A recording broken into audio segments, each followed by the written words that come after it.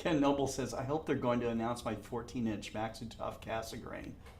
Oh, ooh, that thing weighed 1,000 pounds. I'll announce it, but I don't know if we can ship it.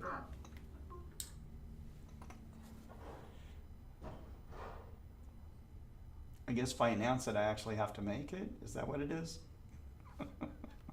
Don't necessarily. You can announce that we're thinking about it. I always think about monster telescopes like that. Anyways, we got some monster telescopes. We have 30 to 65-inch Dobsonians. That's right. Yeah. Okay. Well, let's. You all set, Ken? Want to get started? Let's roll.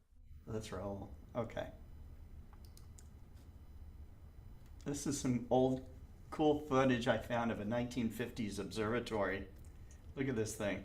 Huge, long focal length, probably f12 or longer Newtonian.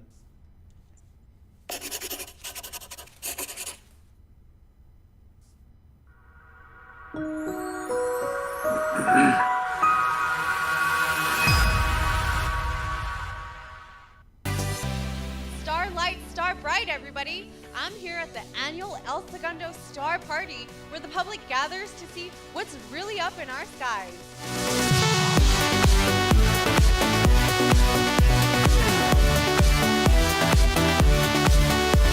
Star Party is an annual event we've been doing the last few years. We have the South Bay Astronomical Society come out and provide telescopes for all our junior astronomers, and they come out and get to work with some very polished astronomers. The South Bay Astronomical Society formed over 20 years ago. Tonight, its members volunteered their time and shared their telescopes with nearly 150 attendees at Hilltop Park. We will try to find whatever we can in the night sky and share those views to whomever wants to look, which most people don't get that opportunity to view through a telescope very often. So it's always a nice eye-opening thing for the kids and also for the adults as well. The sky viewing event was a community effort. We work with a couple different departments. Our public works and our water department assist us with shutting all the lights down, so gives us best visibility.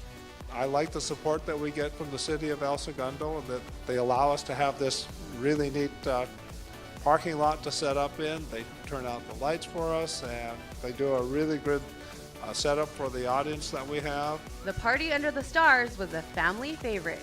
We love the stars. We love, the girls and I love astronomy. We go out and look at the stars all the time from our house, so a chance to actually use some really high-powered telescopes and get a closer look, we take advantage of it. It's a really great thing that they put on here. It's been amazing. I'm so appreciative of El Segundo to host something like this so close to us. I have 3 small children, and it's kind of hard to make it far out to the Griffith Observatory or somewhere, a little bit further out. I love stars, they just twinkle, and I love the planets. I'm here with Larry from the South Bay Astronomical Society. He actually hand-built his own telescope. Tell us, Larry, about the special telescope and all of the different features. This is a Newtonian. It's a reflector, and it uses a mirror and not lenses. And I ground the mirror. It took me about 55 hours to do that. And then I needed a tube, so I decided to make it out of wood. So it's a 9-sided tube made out of poplar. Earth is in the Milky Way galaxy, and there are billions of galaxies in the universe. It's really quite a mind-boggling experience to look at the various objects and just wonder, what else is out there, who knows. Members of the South Bay Astronomical Society also shared their knowledge with the community. There are nebulas that we can see. In fact, we'll see one tonight, the Orion Nebula, which are gas clouds that you can see that are lit by nearby stars. So there's a lot to see out there, and it's half the fun is hunting them down and finding them in the night sky, because that's not the easiest thing to do. It's the beauty of it to me. That's what I love about it the most, the sprinkling of stars, and all stars have different colors. Most of them appear white to our eyes, but every now and then, like tonight, I will try and show people what's called a carbon star, which is a very deep cherry red colored star. And when you can find some of those, it's like a ruby among diamonds. Especially on a partly cloudy night, where you're looking and looking and you don't see it, and then all of a sudden the clouds part and that object comes into view. It's like magic, and that's beautiful. With the help of the South Bay Astronomical Society and the city of El Segundo, the public was able to get a sneak peek of just how vast the universe really is. Reporting for El Segundo TV, I'm Amy Liu.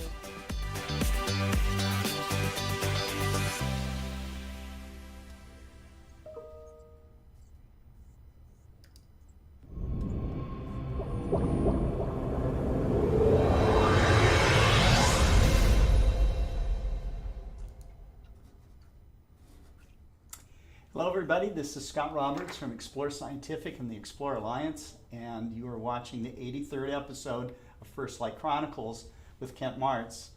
Kent is on with us today, and he's going to show us some new gear for, to help work with your rig. So Scott, you're got a weird echo going on. It's like you're talking in a barrel almost.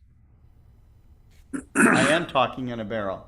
That's better. There you go. Okay, had to flip the switches. Okay, so before I do that, I want to talk about, I was helping a while ago. Alex Sanchez, one of our engineers, was FaceTiming with a customer who had sent in his new Exos 2 GT with PMC8, and we were troubleshooting, and he was having a really weird effect where the motors would stutter, and we got it in. We couldn't figure out what it was. And so we got it in here, and Alex has been testing it for 2 days, Scott. And he happened to be on a FaceTime with the gentleman who lives in Tucson. Mm-hmm. And he had used Wi-Fi inspector to determine that channel 11 on the Wi-Fi was the least used, and he had moved to it, but he was still getting this weird, it happened a lot less. We got it here and it's working fine. And so, it's easy to blame it on the bad motors or a bound up worm gear or something, but people don't stop and think a lot of times that maybe my Wi-Fi environment in my apartment complex is suffering from saturation or pollution. And here it worked absolutely fine for multiple days. So we were consulting on, okay, he wants to do astrophotography. And so with the PMC8 system, we recommend using it wired, obviously, and not trying to do a wireless connection, because wireless is not robust enough. And somebody turns on their CB radio or ham radio in the right direction, and or a bunch of people turn on their Wi-Fi, can cause a lot of interference, and it's unstable. So if you're going to be doing astrophotography, wired is the way to go. And we told him that's about why we made it both. Correct. So that you could do both.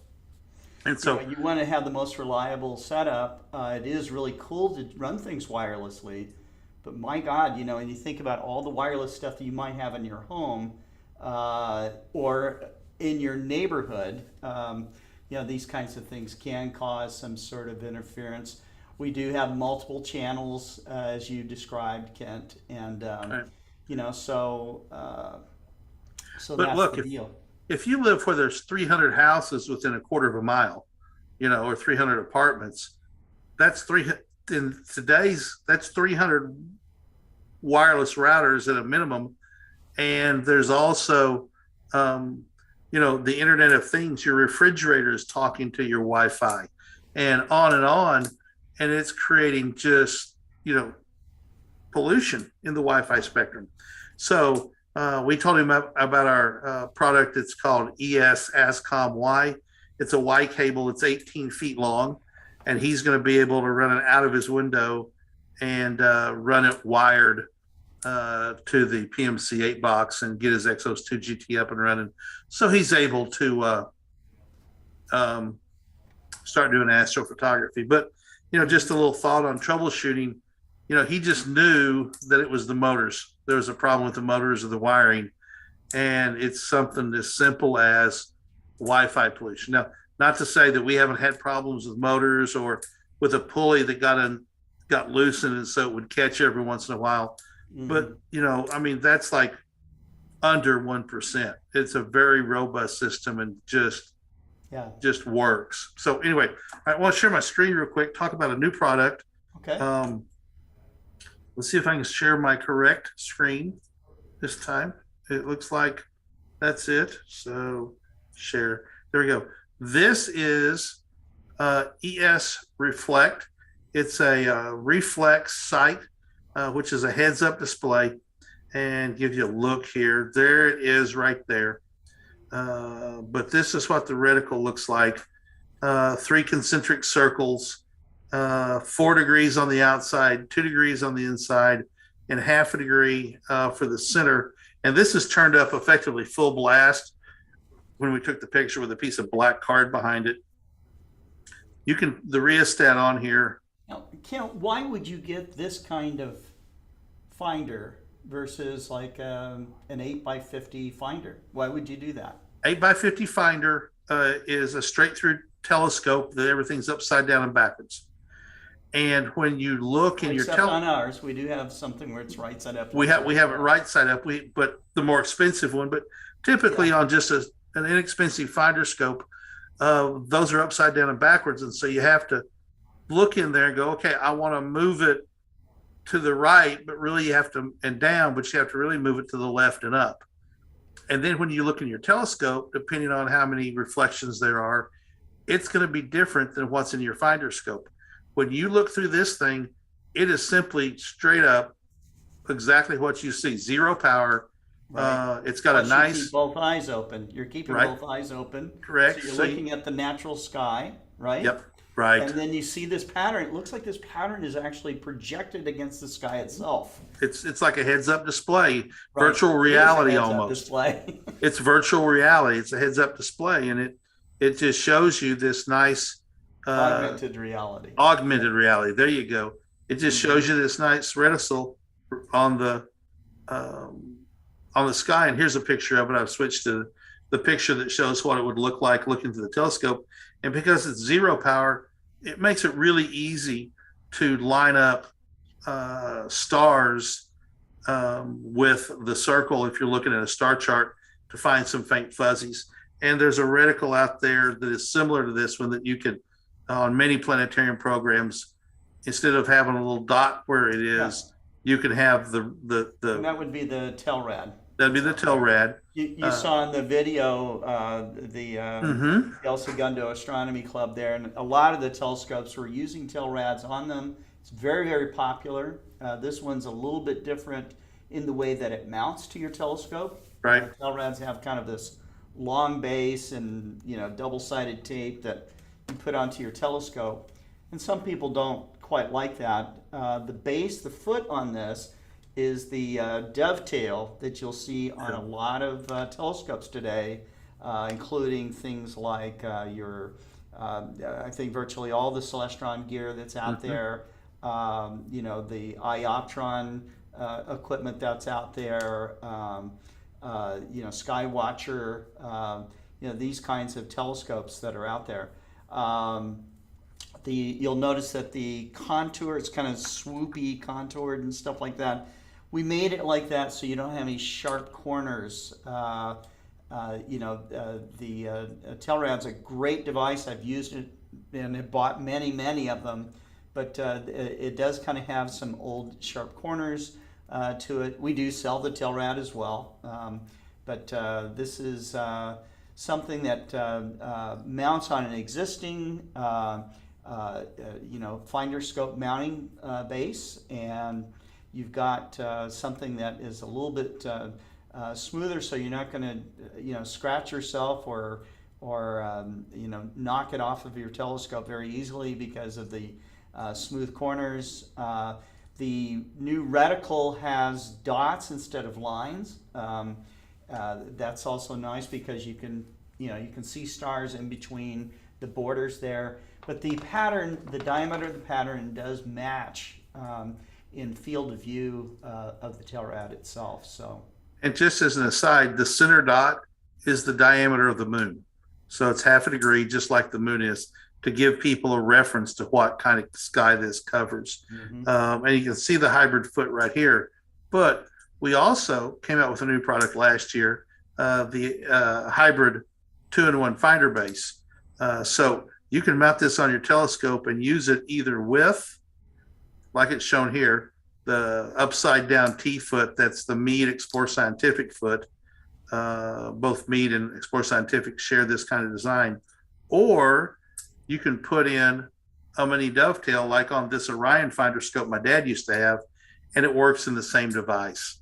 And so you can add this to your telescope. It's easy to put on about any telescope, and then you can use either finder base that you have as well. But the 2-in-1 or the hybrid comes, let me see if I can find a picture here. This shows it with the cover in place. This actually has a built-in dew shield that flips off, and I can show you. I've got one right here. I will stop sharing. There you go. And so here it is.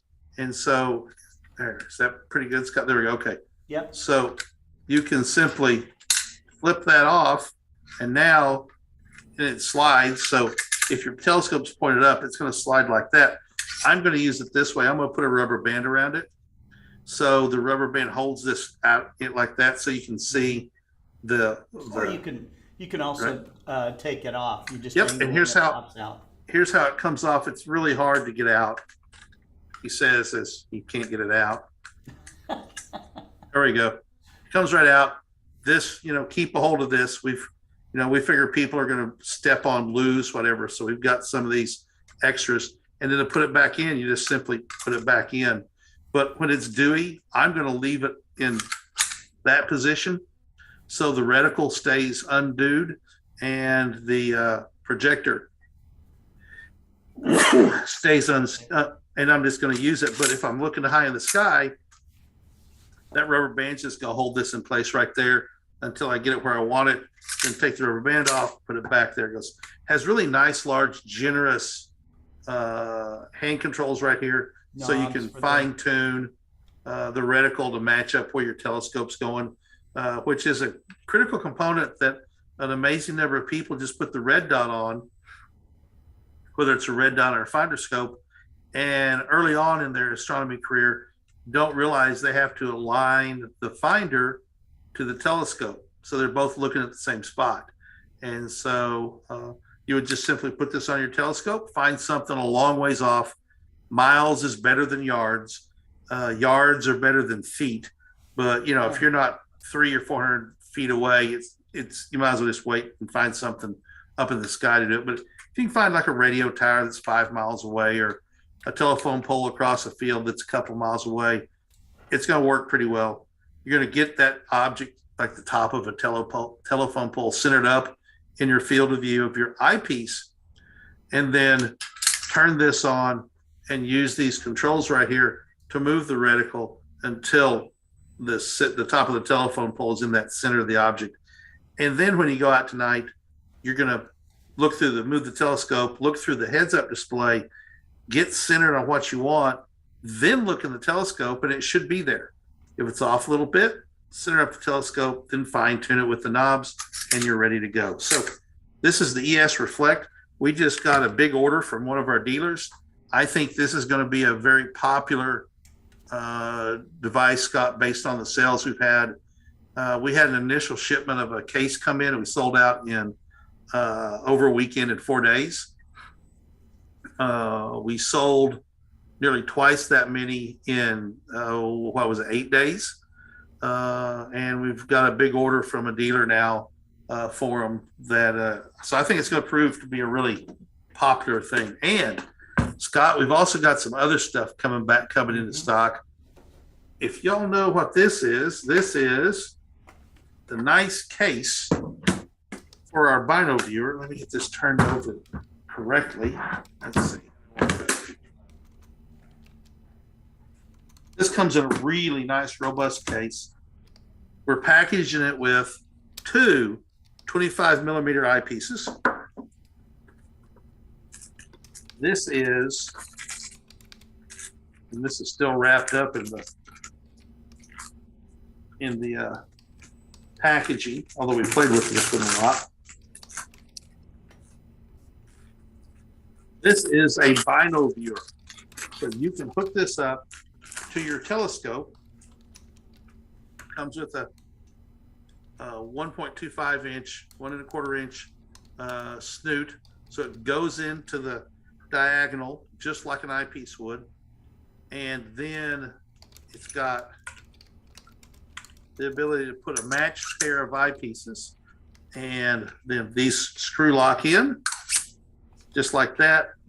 You can change the interpupillary distance right here, and there we go. A pair of bino viewers. These should be here, Scott. They're in Tulsa, Oklahoma at Customs right now. So Okay. we are happily So any day now. next week we should have them, and they'll be up on the website for sale. Now these are offered only to Explorer Alliance members.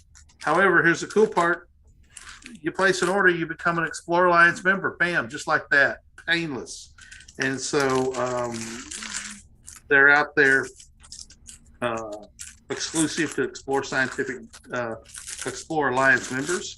And this is going to be a cool device. I think it's going to be popular once we get Now, it why in-house. would somebody want a bino viewer, Kent? Things like the moon look fantastic in 3Ds. Now, these are a low power device, right? This is not designed to put, 4.5 millimeter eyepieces in there, 3 millimeter eyepieces, because when you start getting that magnification, and I'll just say it, it starts showing stars start looking like they're cut in half, because there's a mirror in there that splits it, and it just can't, at high power, it just can't match up the edges real well. But the moon at low power and nebula at low power look fantastic. Bright stars look 3D. They look 3D. Stars with stars in the background look three-dimensional. Jupiter and Saturn knock your socks off. You're laughing. Somebody must Jeff have Wise said, wants to put 1 millimeter eyepieces in it. well, you could do that if you got a 52 degree, if you got one of our 3 degree, we sell some 3 degree, 3 millimeter. You just put a 2 power or 3 millimeter, and then put a 3x Barlow, and then there you go. That's where I was going. And you have a 1 millimeter eyepiece, and the moon looks great with these eyepieces. Jupiter and Saturn look just fantastic with them. But you start jacking up the power, it's just not designed, and we market it as such, that it's not designed for high power viewing. But I think people are going to really enjoy. If you've never looked through a good bino viewer, it gives you the illusion of 3 dimensions. I mean, three-dimensional. While you're technically, and I think too, having both sides of your brain working on as you're observing, it's more relaxing, especially deep sky observing. Last night we had John Schwartz on the Global Star Party, and he was showing some really beautiful and amazing drawings that he's done, and it requires being at the eyepiece for extended periods of time, and so having a bino viewer would be, I think, very helpful for him. The other thing that's nice about this particular design is that a lot of bino viewers require tons of extension tubes or some crazy modification, and this does not. Okay, you can throw it in there and still reach focus, and you don't have to modify your telescope or get a different kind of focuser to use these things. So the other cool thing is, I'm going to point out, is it has a diopter adjuster just like a pair of binoculars. So you focus your telescope on your left eye, just like binoculars, and then you close your left eye or cover up your left eye, use your right eye, and you can focus your right eye so that both of your eyes are in perfectly sharp focus. And when you do that, your mind relaxes, your eyes don't have to work hard, and suddenly it becomes using 2 eyes is better for your brain, because all of us with 2 working eyes use 2 working eyes. wants to know, if I have a small binocular that is 8 by 24, how does that compare, for example, an 8 or 10 inch telescope with a bino viewer? Tarek, there's no comparison, because you're using 8 or 10 inches of aperture, so which is hundreds of times. That's the difference. Now, how if I use small aperture bino viewing versus large aperture viewing, then I get it that the binocular has two lenses that are working, but one look, Tarek, and you'll see that it's tremendously different. Well, to the go vast through all that aperture. it's the aperture. You're getting so the math on a 42 millimeter eyepiece, square inches of light gathering capacity versus the light gathering capacity on a 5-inch or a 4-inch refractor or an 8-inch Newtonian.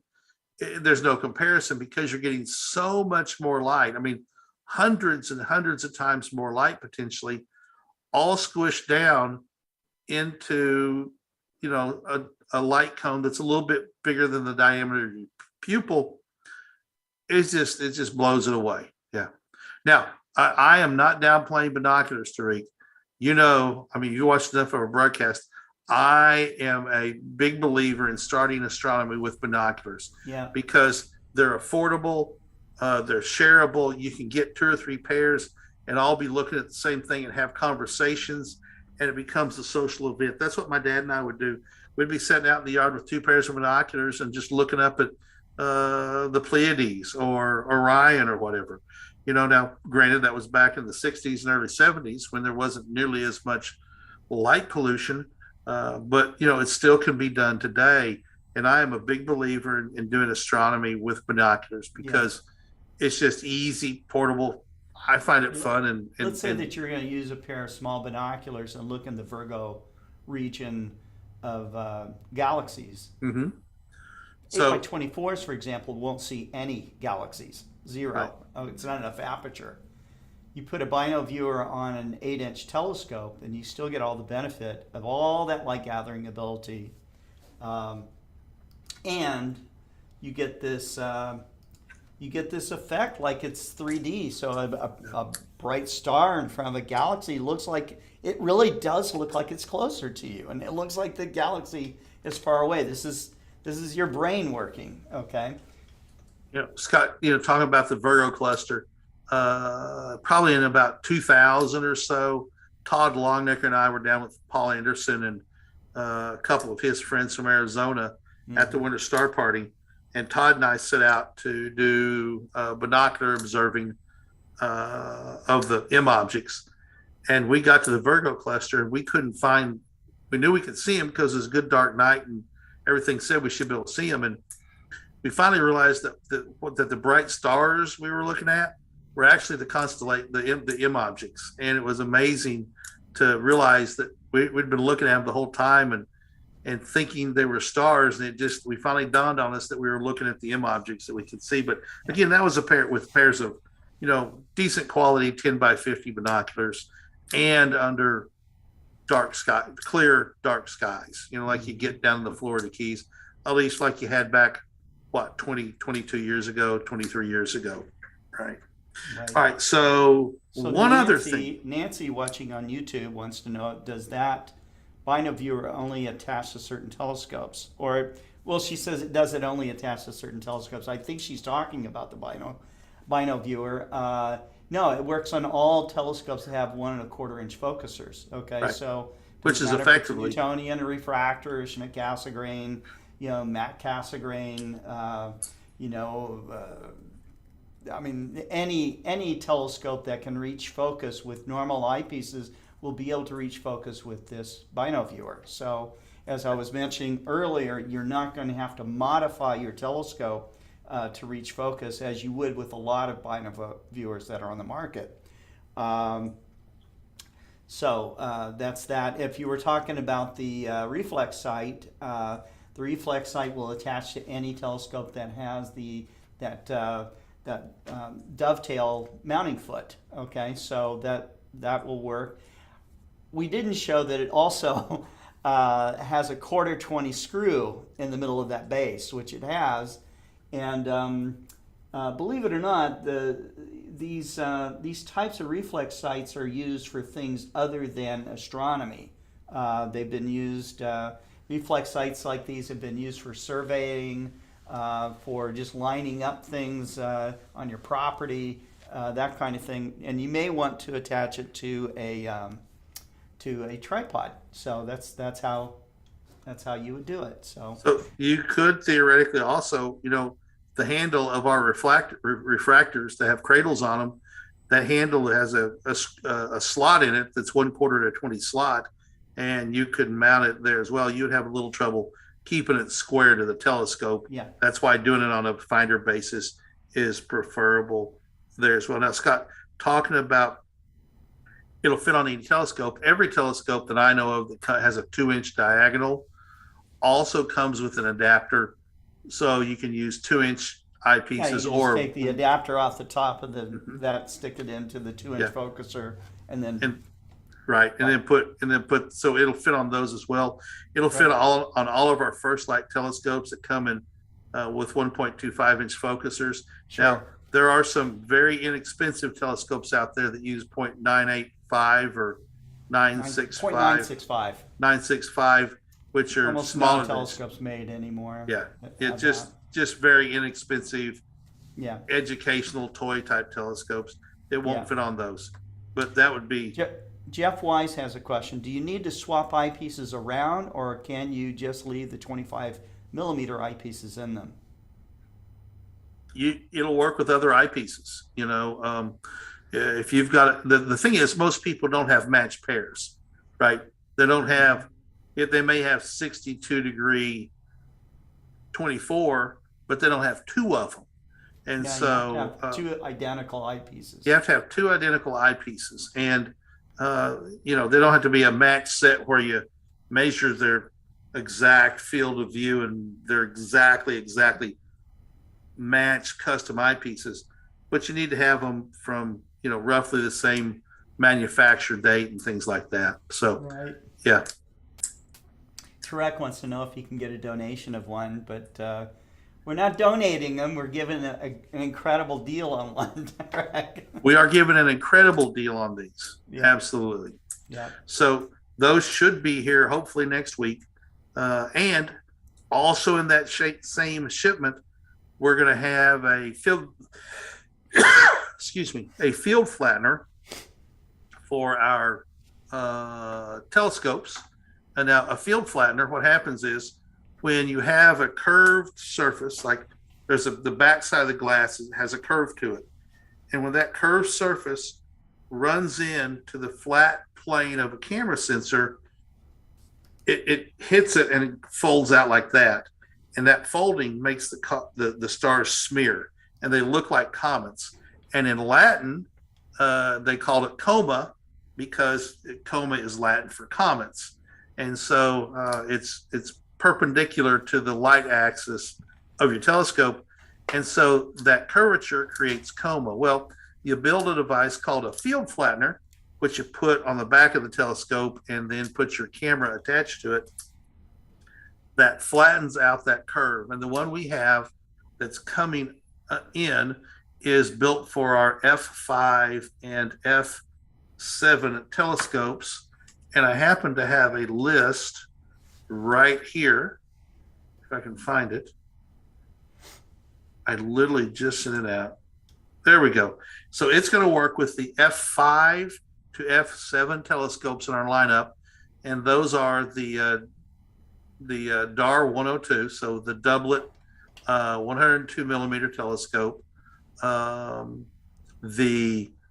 DAR 127, the DAR 152, the ES ED80, the Essential Series ED 102, and the FCD 100 80 millimeter and the FCD 102 millimeter telescopes. That will work with all of those devices very well. And so it helps you, it increases the image area that the stars are around. Now, there's a common misperception that if you put a field flattener on there, it's going to make it tabletop, pool table flat.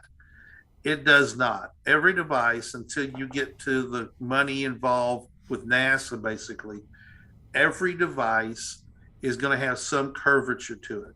And so, if you maximize the focus, the curve may look like this, but if you flatten it out to that, then you can focus halfway in the middle and minimize that curvature. So no field flattener is going to give you absolutely flat field in a consumer range device. Can NASA build one that's perfectly matched to a specific telescope?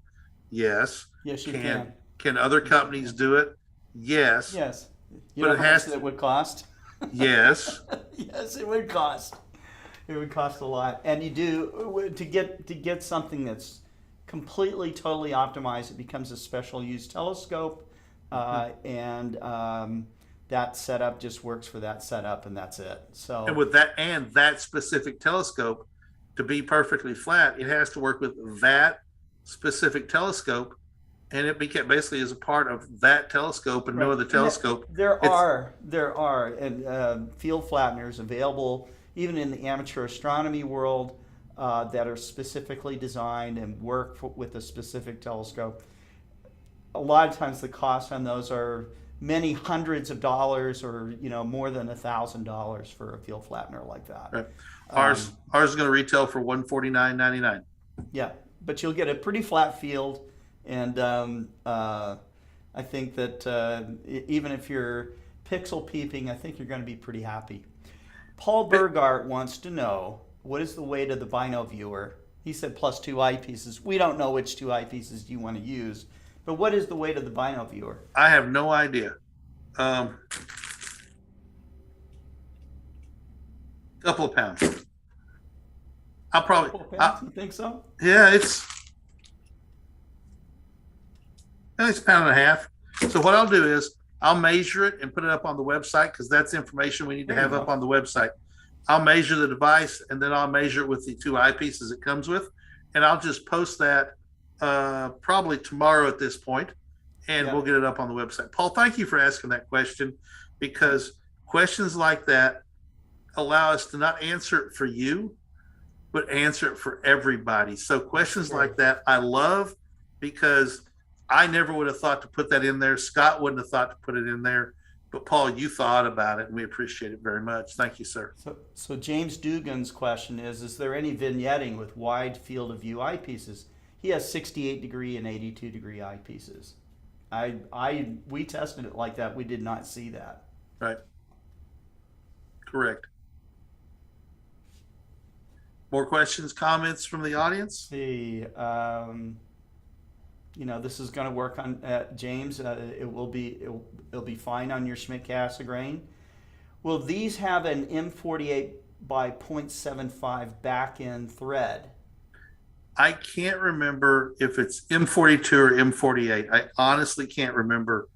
That's one of those things that we have one here. It got shipped out and somebody's got it and using it. And that iteration is not the final version that we're going to get in. So I honestly can't answer that question. As soon as we get one in, I will put it up on the web page that we'll launch once we get those in as well. Yeah. And it'll be on there. Nancy's asking, is the curve field flatter on a larger telescope? Nancy, it's all about F ratio. It's not about aperture. Okay.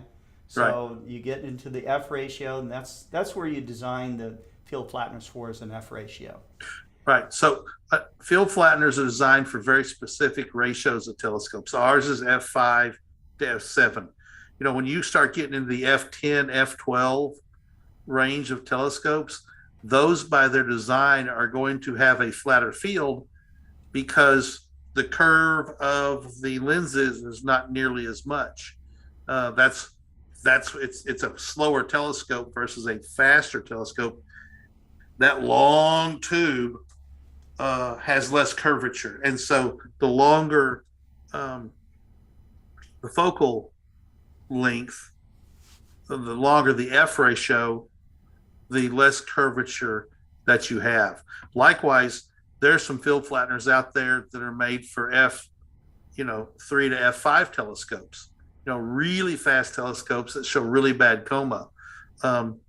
Our truss tube Newtonians benefit from a Coma Corrector which is a device similar to a field flattener, but it is the one we sell is adjustable. It's the HRCC, Harry Rutan Coma Corrector, that you put in the eyepiece and then can adjust it to fine tune it for your telescope. Actually beautiful.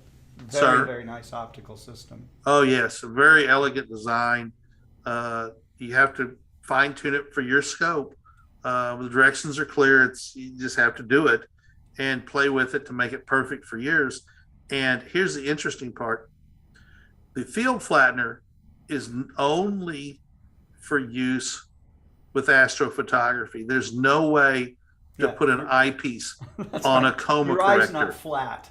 Your eye is not flat. And I know there was an engineer, a physics professor, that was just working mightily to try and figure out a way to attach an eyepiece to it because he wanted it flat. And it just won't work.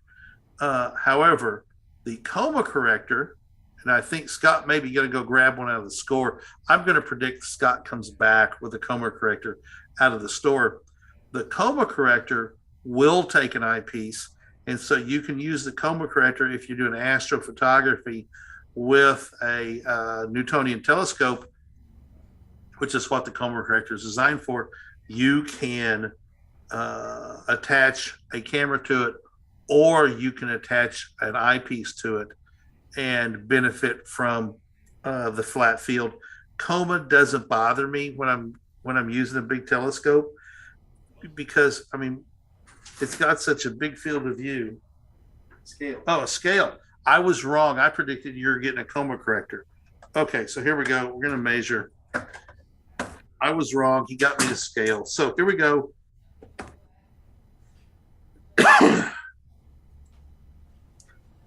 I was darn close. What did I say? You said 1.5 pounds. 1 pound, 8.9 ounces. That's actually really really close. I drove that You were nail off right by there. point whatever. Point whatever, yeah. Yeah, that's pretty good. 0.9, off by 0.9. And with the eyepieces, I'm going to write this down real quick so I don't have to do this again. 1.89. You're getting eyepieces with this? Did we not tell you that, Scott? You didn't tell me. Yeah, they get eyepieces with it. Okay, with the two eyepieces. That's a deal. With the two eyepieces, it weighs 2.36. I nailed that too, basically. Writing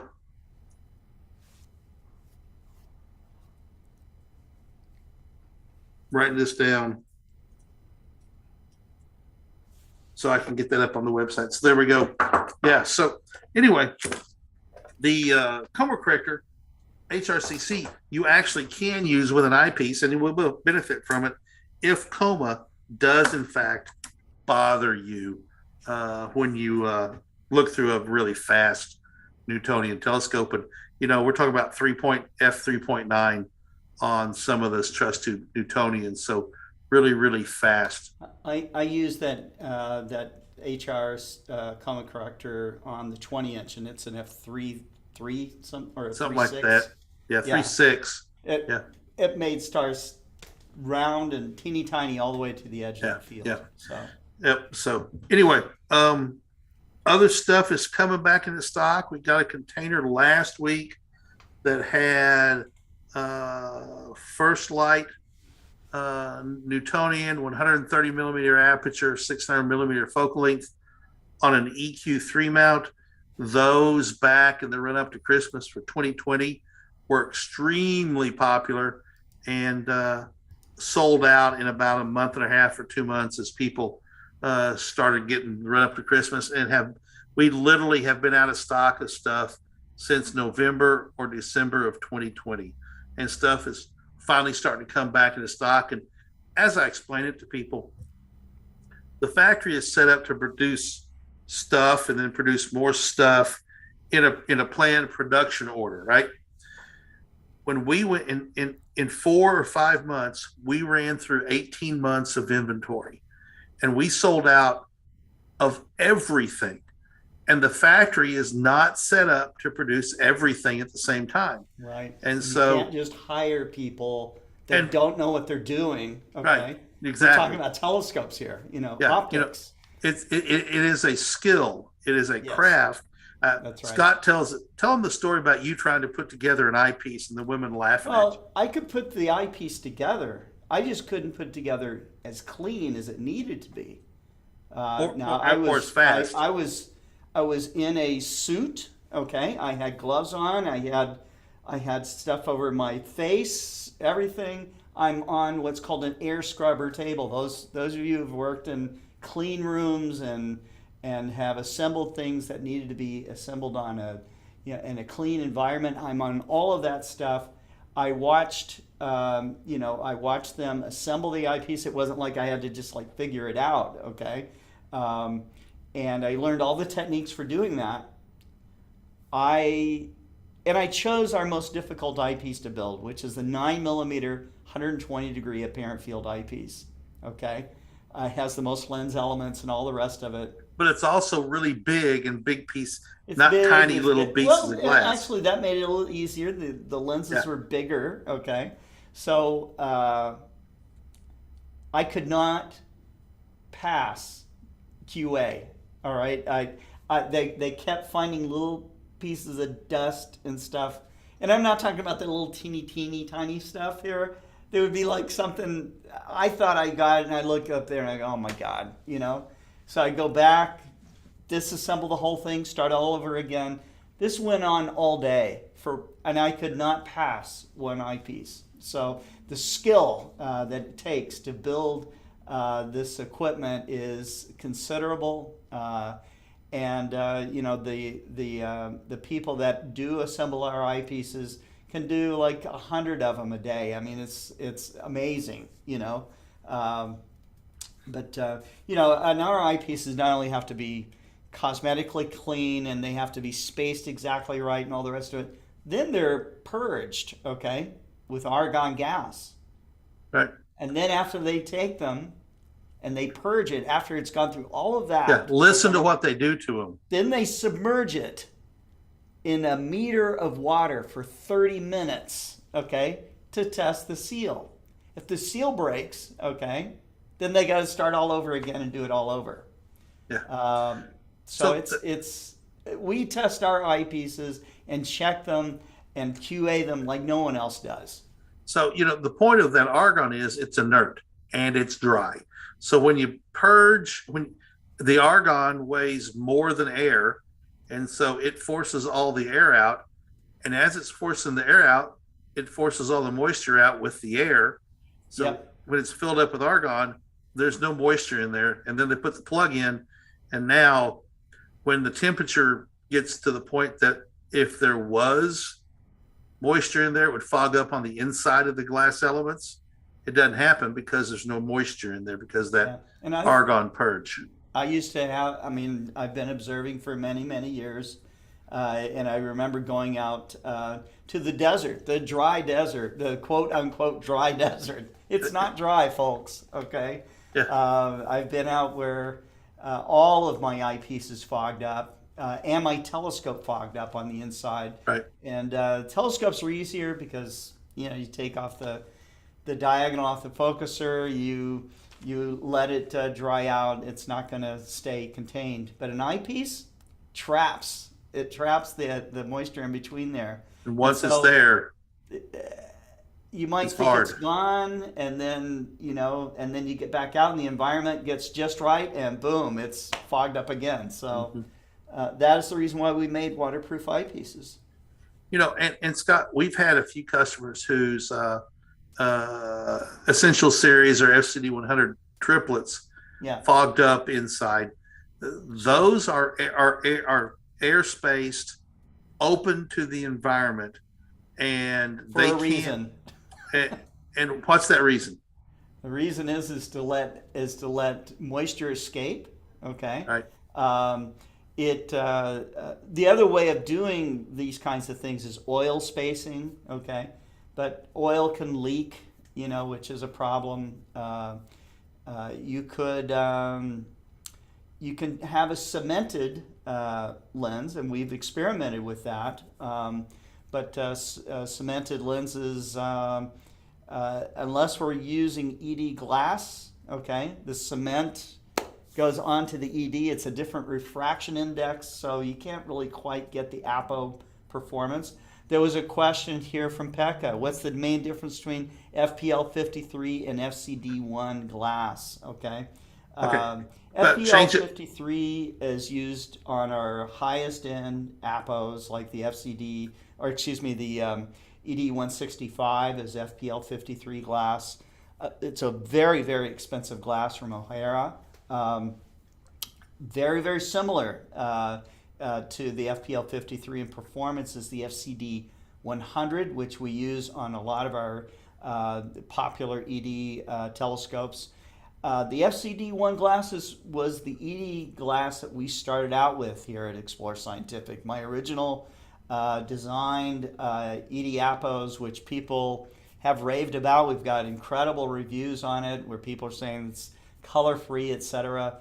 I will tell you, Pekka, looking between an FCD1 or let's start off with just an achromat, okay? Achromat, of course, you're absolutely going to see secondary color, okay? FCD1, suddenly everything looks a lot tighter.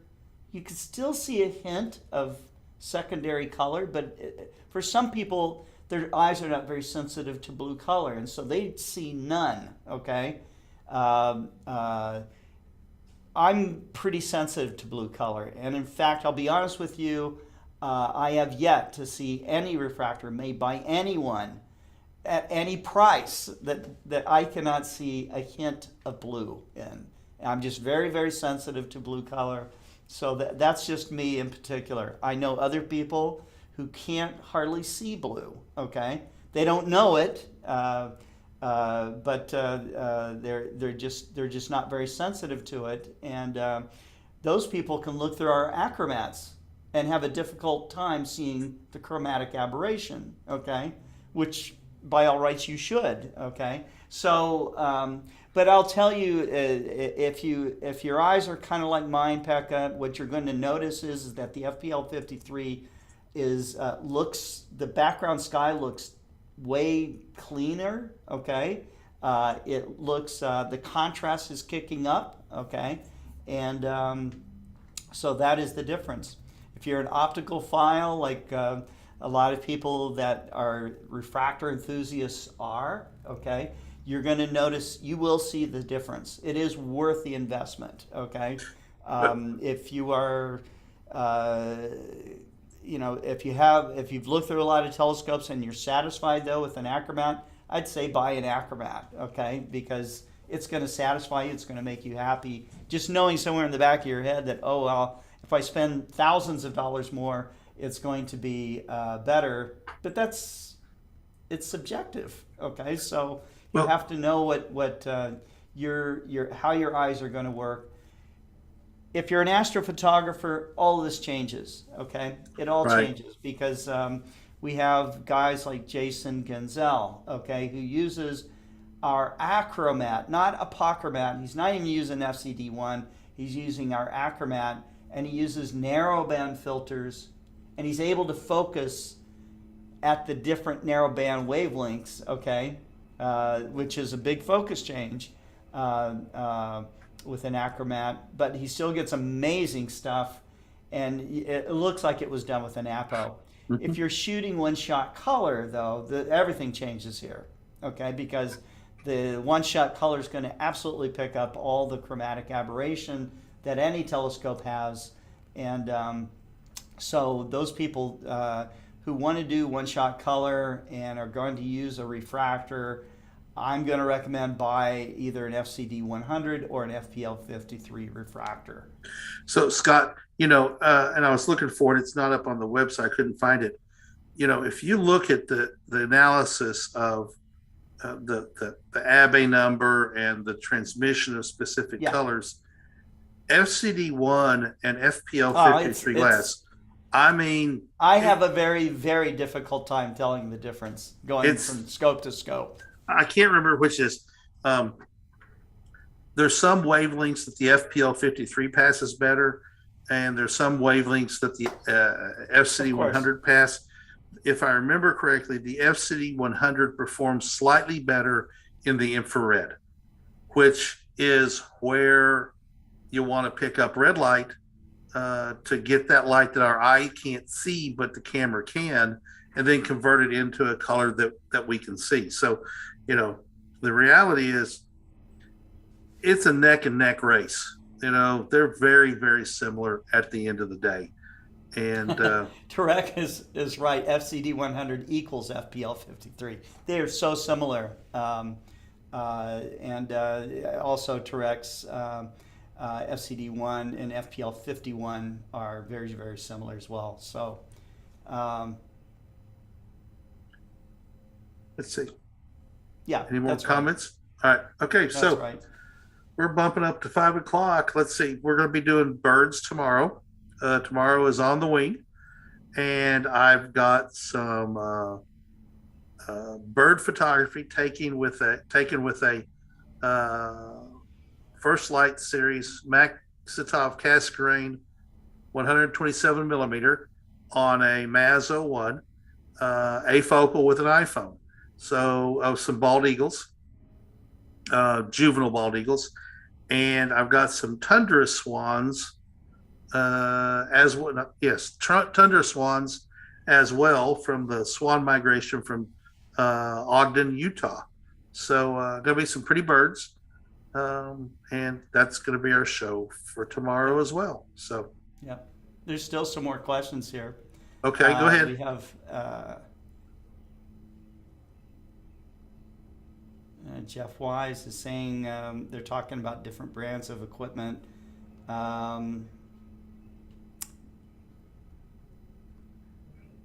I bought 2 CGXL mounts in a row that were defective. I'm sorry to hear that. That can happen to any manufacturer. We have the same sometimes. So, we'll work hard to make it right. I mean, look, we That's paid true. to bring this guy's mount in.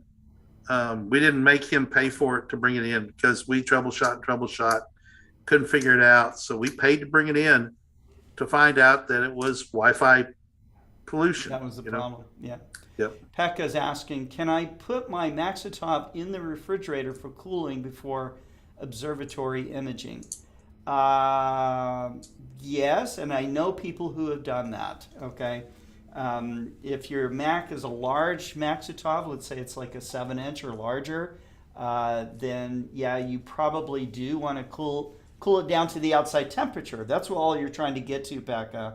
So let's say it's 5 degrees cooler from daytime to nighttime, then yeah, that would be something to consider. To get down to the cool down time. 7-inch aperture Mac can take a long time to cool down. Why is that, Scott? Because of the thick corrector plate. So normally you think, I'm thinking the corrector plate is like a 1/4 of an inch thick piece of glass. But Macs are, when you get to the big Macs, they're thick. I mean, they're real thick, and so and heavy on the nose. I knew a guy heavy. who had a 12-inch Mac, and Ooh. he had to keep it in a refrigerated environment to use it because it wouldn't cool down all night long.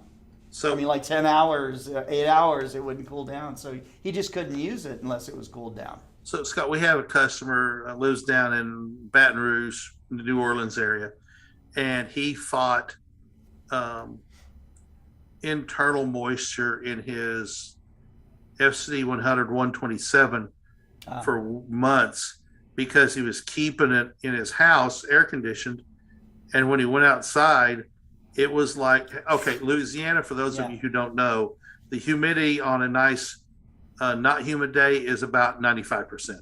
I mean, it's always humid. It's down, the sea level really hot. Probably should have kept it in a box outside with some desiccant silica, just to absorb moisture, and just let the scope cool down to whatever the ambient temperature is outside. So he he ended up getting it back inside and cool it, and it would go away. It'd go outside, and it was like a glass of tea sweating, right? It just all of a sudden got wet. And so he put some rice inside of a bag and hung it off the end of the telescope, and he started keeping it in a closet against an outside wall, so it wouldn't get as cold, and that solved his problem. But it took planning to make that work for him. Yeah.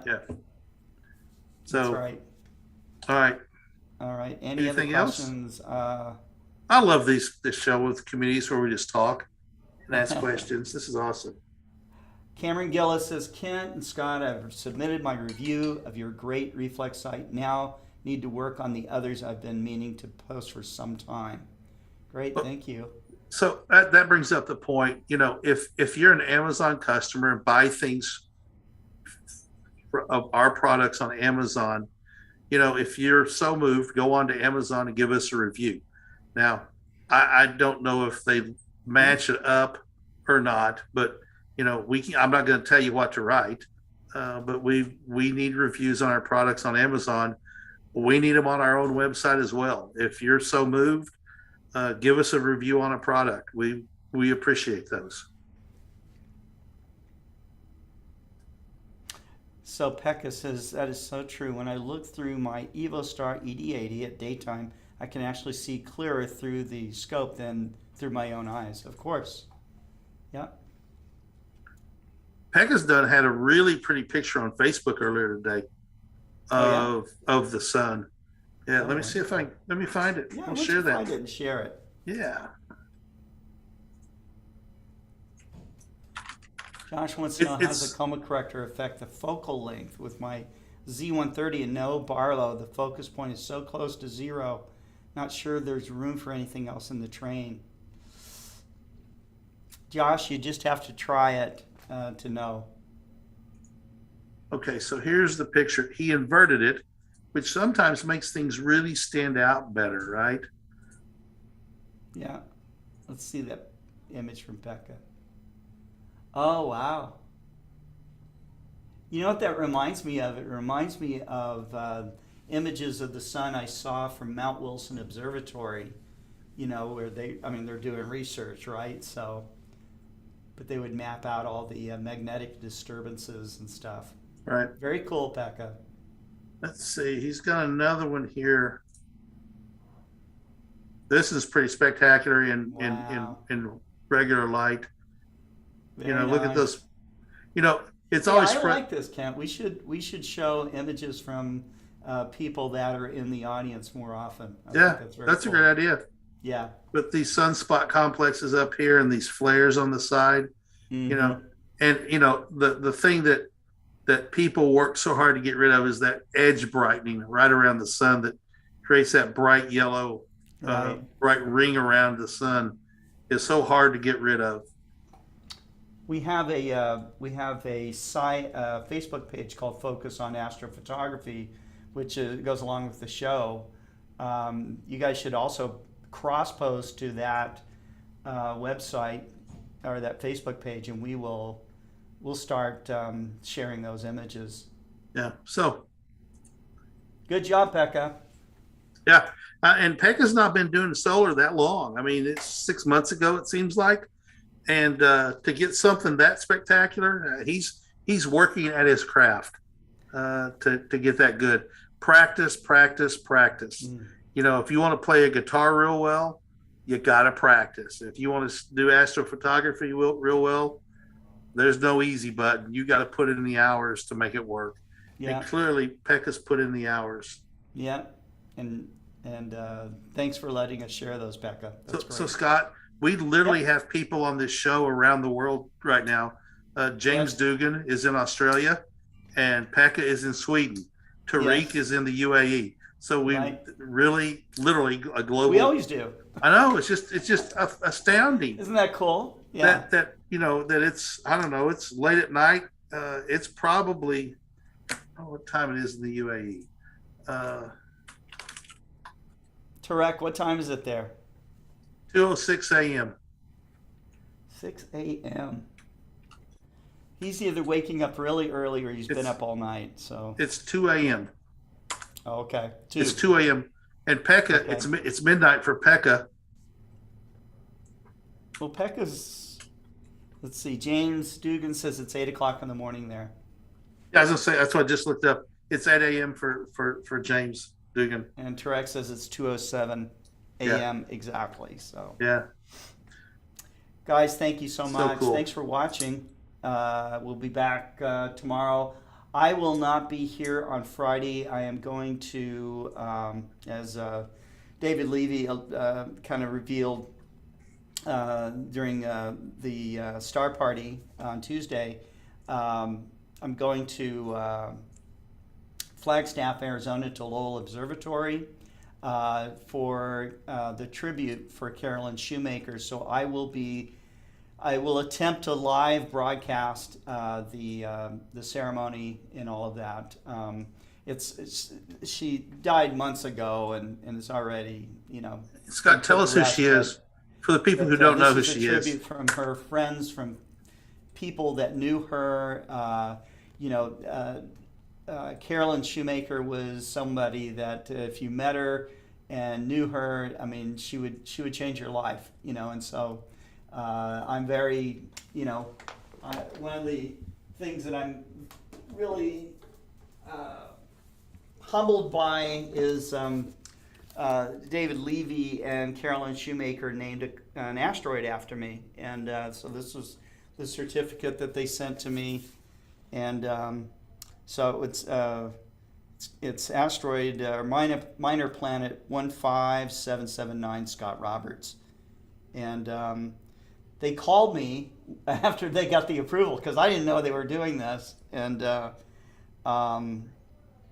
so it says named in honor of Scott Roberts, born 1959, for many years has encouraged amateur astronomers to pursue their love of the night sky, spending much time teaching people how to use and enjoy their telescopes. And that's just wonderful. Yeah, that's so awesome. That's the kind of person that Carolyn was. So here's a little bit about her. She didn't start doing astronomy until the age of 51. She was looking for something to do after her kids were grown, and she became a world-renowned astronomer, along with her husband Gene Shoemaker and David Levy, were the co-discoverers of comet Shoemaker-Levy on Levy 9 on March 24th, 1993. Trying to look, she's asteroid hunter, comet hunter, just a whole long list of things that she did. Co-discovered dozens of comets and hundreds of asteroids. So she truly became, late in her life, a force in, comet and asteroid. Absolutely. And she died 1929 to 2001. So, what's that? To put it in perspective,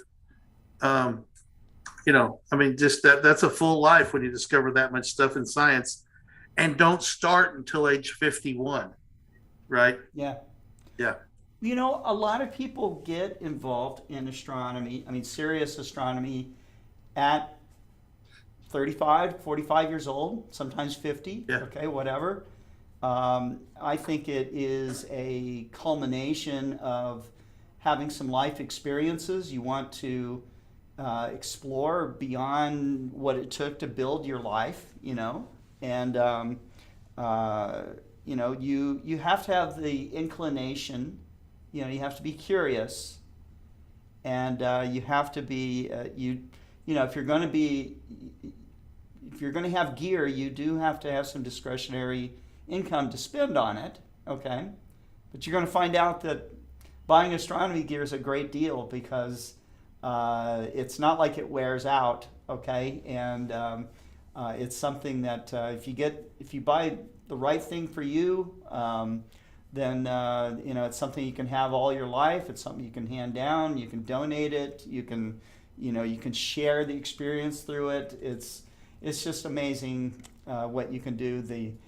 voyage that you can take, not only through the glass, but through the community of people that you're going to meet and get involved with, So Kent and I both have lots of stories of amazing people that we've met, amazing experiences that we've had, and we try to share that through around the world with you as we do Global Star Party and have the other types of events that we have online. Amateur astronomers are the early adopters of the internet. They're the early adopters of almost all technology, and we make it to our best, put it to our best use that we can, and that's how you get your image shared all over the world. When you take a great image, if you have a great presentation, or you can inspire others by your own experiences, that can all be shared too. And so that's the premise of what we're doing here today and every day at Explore Scientific. It's about sharing. Absolutely. Yeah. Yep. All right. So we won't have a show Friday.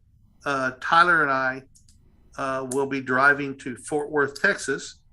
We have a dealer down there who's asked us to attend the Fort Worth Photo Fest, which is an event by Fort Worth Camera, which is a new dealer. So Tyler and I are going to be going down there, and Tyler is going to be demonstrating solar photography using some of our gear, as well as promoting, astrophotography. The dealer said they have every day people ask about doing astrophotography.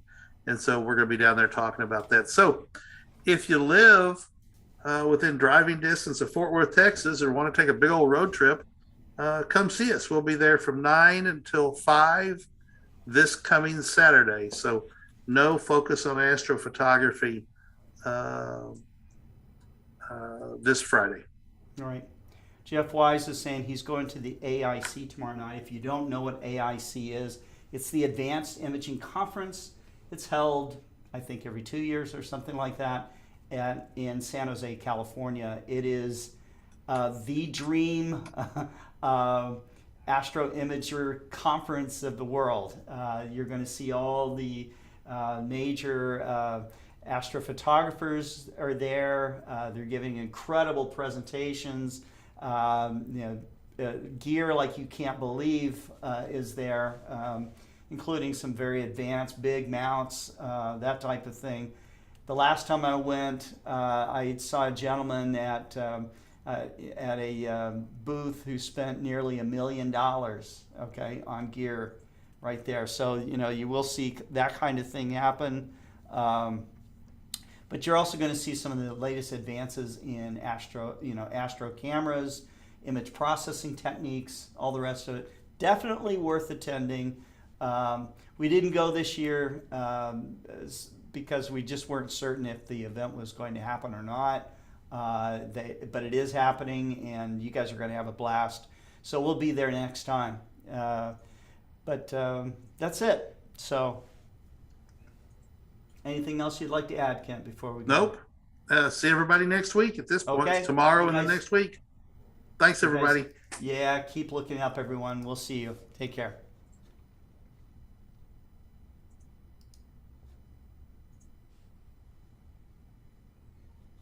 So it's a beautiful sunny day, and we have our refractor out, and I've got my eclipse glasses on, and I've got my safe solar filter. Of course, the eclipse is not here yet, but I wanted to take a few minutes just to show you some things about solar filter safety.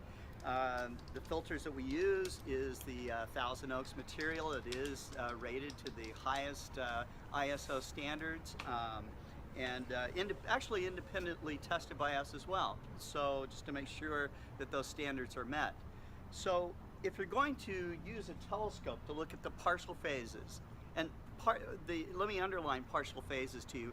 You use eclipse glasses to observe the sun in partial phases when it's in total, if you're going to be on the path of totality, you can take the glasses off, and only during that time, which is going to be roughly 2 minutes this time on August 21st, only during that time can you directly look up at where the sun is, because it's completely blocked out. You'll see the corona, you'll see, you know, lots of really cool effects that they'll leave you speechless. But during all the partial phases, you have to have safe solar filtration. So how do you do it properly? Let me show you. First off, let's show you what you shouldn't do. What you shouldn't do is put on eclipse glasses and look through the telescope that's unfiltered. And I'll show you exactly why here. We're going to point the telescope directly at the sun. And right now, we have sunlight coming right through the eyepiece. I can turn that up a little bit. If you use solar glasses and look right at the filter material, you see it's already burning. It's burning a hole right through the solar filter material. That is how powerful a telescope is. So this is definitely something you don't want to do. You can now see that there is a hole through there, and that could be your eye. So this is what can happen if you think that you can use eclipse glasses to look through unfiltered telescopes or binoculars. If you do that, the sun's energy is going to burn right through the filter and burn right into your eye. So if you're going to use a telescope or a pair of binoculars to watch the partial phases of a total eclipse, or just to observe the sun to look for sunspots or something like that, make sure that you are using an over-the-lens solar filter that has the proper ISO safety rating and all of that. And so what I'm going to do is I'm going to put this filter on. It's you can see how snugly it's fitting here.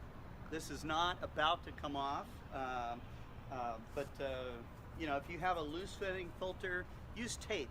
Do anything that you can to make sure that the filter is not going to come off. And then the other thing is too is that finder scopes, optical finder scopes are like little telescopes, and they need to be filtered as well. In this case, I just have a red dot finder. There is no magnifying power to it, so I'm not going to use it to sight the sun in. The way I'm going to sight in the sun is literally I'm going to look down at the shadow and align the scope up so I'm getting the smallest shadow possible of the telescope as it's hitting the ground. And now I can safely look at the sun in comfort and look at sunspots, and if we have partial phases going on in the eclipse, I'll see them all.